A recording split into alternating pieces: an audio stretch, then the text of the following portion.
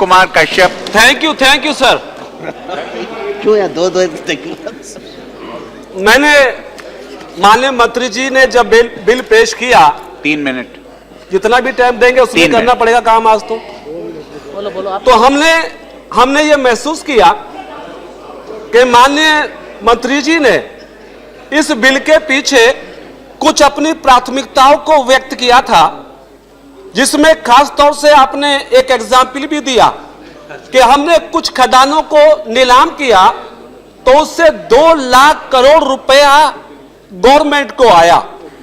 ये खदान 204 जिसके बारे में बिल लेकर आए हैं, पहली 22 खदानों से में भी 2 लाख करोड़ का अर्न हुआ। 204 खदानों के नीलामी से में भी 20 लाख करोड़ रुपए आने की संभावना देश की सरकार के पास हो सकती है। मैं इस बिल को बहुत महत्वपूर्ण समझता हूं, विरोध करने के लिए खड़ा नहीं हुआ हूं।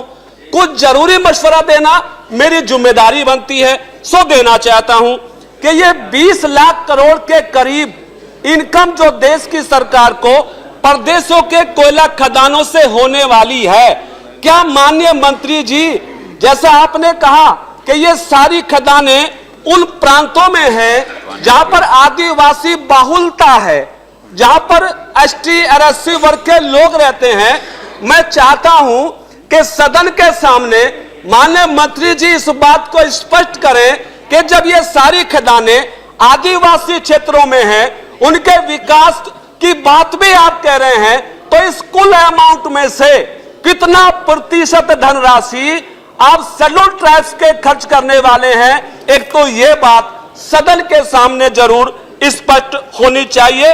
और दूसरी बात, महोदय, ये कोयला खदान का विषय इसलिए भी गंभीर है कि इस कोयला खदान की वजह से सरकारों का आना जाना भी होता है, बहुत सारे आरोप भी लगते हैं। इसलिए मैं आपसे ये दूसरी बात ये कहना चाहता हूं कि कृपया आप इस बात का भी जरूर ध्यान रखें कि जो पहले आवंटी हैं और उन आवंटीज के साथ जो मेन पावर काम करती रही है, लाखों में आप नया आवंटन करेंगे, पहले आवंटी से खदानें ले ली जाएंगी, लाखों उनकी लेबर बेकाम हो जाएगी, और वो सारी लेबर जो है वो गरीब है, वो आदिवासी भी है, वो एसटी भी है, वो ओबीसी भी और लोग भी हैं।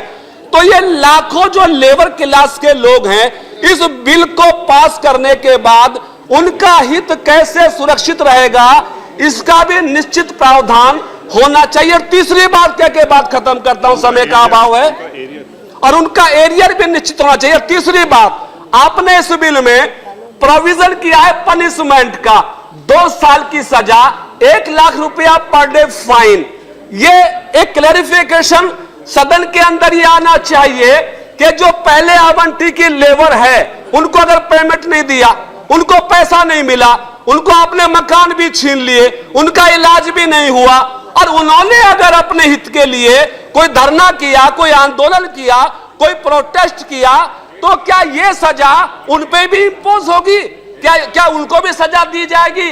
और मैं समझता हूं कि आपने इस बिल में इस बात का स्पष्टीकरण नहीं दिया है कि जो लोग अपने हित के लिए आवाज उठाएंगे उनको सजा नहीं दी जाएगी, ऐसा कोई प्रोविजन आपने इसमें नहीं किया है। तो इस पर भी आप जरूर अपना क्लैरिफिकेशन देने का कष्ट करेंगे। और अगली बात कह के बात को समाप्त करना चाहता हूं, चूंकि सभापति जी मामला बड़ा गंभीर है, बहुत जल्दबाजी में भी अच्छा नहीं हो सकता है। जब सदन इसके फेवर में है, लोग चाहते हैं इसको पास करें, तो मैं चाहता हूं कि कम से कम इस बिल के साथ में कुछ और ऐसी बातें हैं जिनको हमें आगे जोड़ के दिखना पड़ेगा।